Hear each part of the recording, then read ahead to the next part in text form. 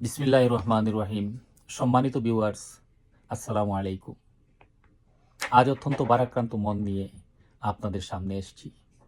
আপনারা যেখান থেকে আমার ভিডিও দেখছেন সবাইকে শুভেচ্ছা ও অভিনন্দন।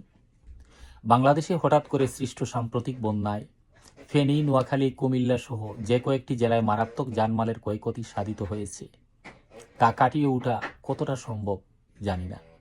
বন্যায় যারা প্রাণ হারিয়েছেন তাদের মাগফিরাত কামনা করছি। পাশাপাশি নিহতদের পরিবারের প্রতি গভীর সমবেদনা ও দুঃখ প্রকাশ করছি। মহান আল্লাহ যেন এই কঠিন পরিস্থিতি কাটিয়ে ওঠার তৌফিক দান করে। এই বন্যা নিয়ে দেশের নানা মহলে আলোচনা সমালোচনা চলছে। এক পক্ষ বেজায় খুশি, আবার আরেক পক্ষ বলছে উদ্দেশ্য প্রণোদিতভাবে ভারত কৃত্রিম বন্যার জন্য দায়ী। তবে ঘটনা যেভাবেই ঘটুক বাস্তবতাকে মেনে নিতে হবে।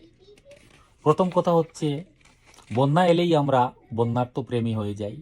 আক্রান্ত মানুষগুলোর পাশে চাল, ডাল, চিলা, গুড় নিয়ে হাজির হয়ে যাই। যার যা কিছু আছে তাই নিয়ে ঝাঁপিয়ে পড়ি। এটা আমাদের বাঙালির ইতিহাস ঐতিহ্যে গেঁথে আছে। সরকারও তখন লোকলজ্জায় না এসে পারে না। বন্যা চলে গেলে বন্যা পীড়িত মানুষগুলো কিংবা বন্যায় প্রতিকারের স্থায়ী ব্যবস্থা বা উদ্যোগ এসবের কোনোটাই সরকারের খেয়াল থাকে না। এটা চিরাচরিত নিয়ম ও অভ্যাসে পরিণত হয়ে গেছে। দ্বিতীয় কথা হচ্ছে, নদী অববাহিকার দেশ বাংলাদেশ। প্রতি বছর ভারত থেকে নেমে আসা পাহাড়ি ঢল ও জলরাশিতে বাংলাদেশের যে পরিমাণ জানমাল, ঘরবাড়ি, রাস্তাঘাট, গবাদি পশু ও ফসলের ক্ষয়ক্ষতি হয় তার হিসেব অকল্পনীয়। ভৌগোলিক অবস্থান বিবেচনায় ভারত সুবিধাজনক ও বাংলাদেশ দুর্বল অবস্থানে থাকার কারণে প্রতি বছর এ সমস্যা আরও অতিমাত্রায় সৃষ্টির চেষ্টা চালানো হয় বলে অভিযোগ রয়েছে। কেননা আন্তর্জাতিক নদীতে পানি চলাচলে কোনো প্রতিবন্ধকতা সৃষ্টি করার নিয়ম না থাকলেও ভারত সেটাকে পাত্তা দেয় না। বর্ষা মৌসুমে হঠাৎ সুইচ গেট ওপেন করে যেমন বন্যায় ডুবিয়ে দেয় বাংলাদেশকে, তেমনি খরা মৌসুমে পানি আটকিয়ে বাংলাদেশের ফসলের মাঠকে বিরান ভূমি বানিয়ে দিচ্ছে।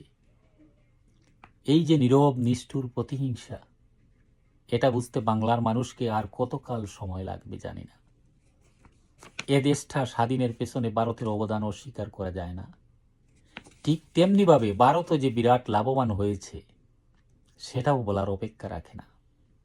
আজ যা হচ্ছে বাংলাদেশের প্রতি, সেটা তাদের পূর্ব পরিকল্পিত চিন্তা চেতনার বহিঃপ্রকাশ। আমরা কি পেয়েছি 1974-এ মুজিব ইন্দিরা চুক্তি করে? আমরা কি পেয়েছি ফারাক্কা চুক্তি করে? আমরা কি পেয়েছি গঙ্গা চুক্তি করে? আর কি বা পাবো তিস্তা চুক্তি থেকে? যে চুক্তি সই নিয়ে বিগত 15 বছর ধরে এত মাখামাখি, এত টালবাহনা, এত চাতুরি, তবে বাঙালি জাতি মাথা নত করে না কারো কাছে।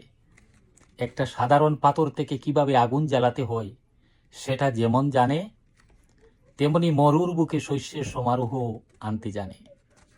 সময় এসেছে নতুন করে ভাববার। বন্যা ও প্রাকৃতিক দুর্যোগ মোকাবেলায় সুদূর প্রসারী কোনো পরিকল্পনা নেই কেন রাষ্ট্রের? আমরা স্বাধীনতার 53 বছরে এসে কি পেয়েছি? ভাতের অধিকার, ভোটের অধিকার, বেঁচে থাকার অধিকার? কোনোটাই পাইনি। সবই কি পাকিস্তানিরা নিয়ে গেছে? এরকম কল্পকাহিনী শুনতে শুনতে কান জ্বালাপালা হয়ে গেছে। মানুষ এখন আর কারো কথার ফুলঝুরিতে তুষ্ট থাকতে চায় না। এদেশ স্বাধীন দেশ। বিশ্ব ব্রহ্মাণ্ডে যত দেশ আছে সবাই আমাদের প্রতিবেশী। স্টেট টু স্টেট নীতিতে এগুতে হবে। সব কিছু ব্যঙ্গে শূন্য থেকে শুরু করতে হবে। দাসত্বের শিকল ছিঁড়তে হবে, ভাঙতে হবে গোলামির ঝিঞ্জির। সকল অশান্তির মোকাবিলা করতে হবে, সকল অপশক্তিরও মোকাবিলা করতে হবে। আপাদমস্তক রাষ্ট্রের সকল অবকাঠামো ঢেলে সাজাতে হবে। আন্তর্জাতিকভাবে বহুমাত্রিক ব্যবসা বাণিজ্যের দুয়ার খুলতে হবে।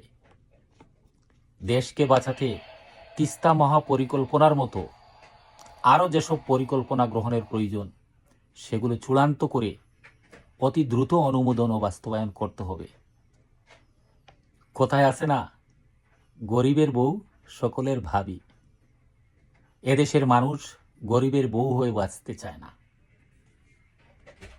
এ দেশ আমার, মাটি আমার, আমাকেই দায়িত্ব নিতে হবে, আমাকেই সিদ্ধান্ত নিতে হবে কেমন চাই 2024-এর গণ অভ্যুত্থানের বাংলাদেশ, কেমন চাই অনাগত বাঙালির ভবিষ্যৎ।